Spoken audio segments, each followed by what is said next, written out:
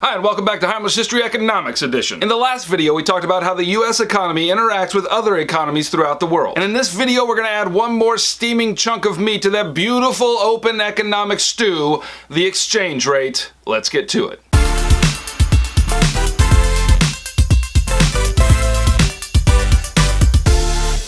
In the last video, we talked about a country's balance of payments and how when you add up the current account to the financial account, the result must be zero. Now, is that something economists just made up? I mean, it sounds too good to be true. Well, it's not too good to be true, and the way we can understand it is by understanding the exchange rate. Now, it shouldn't surprise you that when country A buys goods and services from country B, that country A has to use the currency of country B to buy those goods and services. And that means that international transactions need a market where their currencies can be exchanged. And we have it. It's called the foreign exchange market. And it's this market that determines the exchange rate. And what is the exchange rate? It's the price at which currencies trade. And as of the recording of this video, the current exchange rate from American dollars to European euros is $1 to 0.87 euros. And that means this, that on the foreign exchange market, $1 can be traded for not quite €1, which of course means that the euro is more valuable than the dollar right now. And why is that? Well, because if I give $1 to the foreign exchange market, I'm only getting 0.87 euros back. Now, when a currency rises in value compared to other currencies, we say that it is appreciated. But when a currency decreases in value compared to other currencies, we say that it is depreciated. So suppose I check the exchange rate in a week and I find that now $1 is equal to €1. We would say that the dollar has appreciated while the euro has depreciated. And that's because the dollar can buy more now and the euro is worth less. Now, in case you slipped into bizarro world for a second and thought that everything I just said could not be graphed, then come back to reality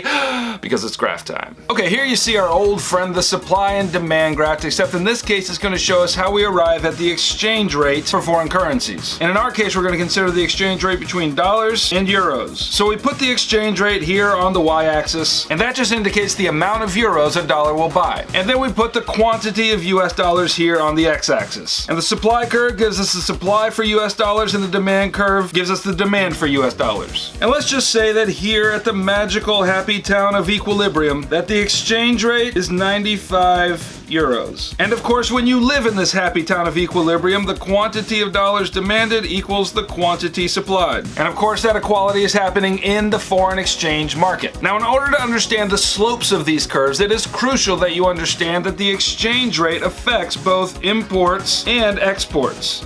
And here's what I mean. If a country's currency appreciates, that means we export less and import more. And we export less and import more because our money is worth more in comparison with other countries. But on the other hand, when a country's currency depreciates, we export more and import less. And that's because our currency is worth less. And that's why these curves slope like they do. Now, to see how these curves work, let's just suppose that there's an increase in capital flows from European investors into America because maybe their investment preferences have changed. That will shift the demand curve to the right because they demand more dollars to satisfy their investments. And if that happens, we'll settle at a new equilibrium exchange rate here, and the result is the appreciation of the dollar. Now, I said earlier that all of that was to explain how the exchange rate explains how the balance of payments equals zero. And here's why. Remember that we talked about two different accounts that make up the balance of payments, the current account and the financial account. An increase in capital inflow, like I just showed you on the graph, would register in the financial accounts because it creates liabilities. And since the current account and the financial account added together must equal zero, that means a surge of capital inflow into the financial accounts has to be offset by a corresponding decrease in the current account. Now, how does that happen? Well, that graph just told us, by the appreciation of the dollar. If our currency becomes more valuable, then, all things being equal, we'll buy more imports, and that will offset in the current account what was gained in the financial account, therefore bringing us to zero. Now, one of the tools that economists use to analyze the exchange rate is called the purchasing power parity. And I know that sounds very confusing, but break the words down and it's not too bad. Purchasing power just means the value of a dollar, and parity just means equality. So when we're using the purchasing power parity tool, what we're essentially doing is taking two currencies and asking at what exchange rate will they have the same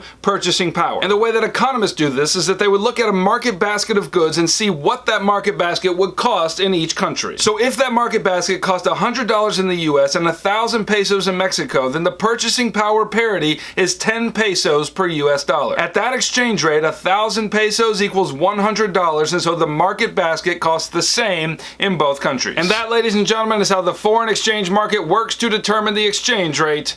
I'll see you next time. Thank you for watching another economics video. If you'd like to join me and the rest of us at the magical happy town of equilibrium, then subscribe and become a citizen. And if this video helped you at all, then consider hitting that like button and letting YouTube know that there's some value to be had for the rest of the YouTube watchers. Bye now.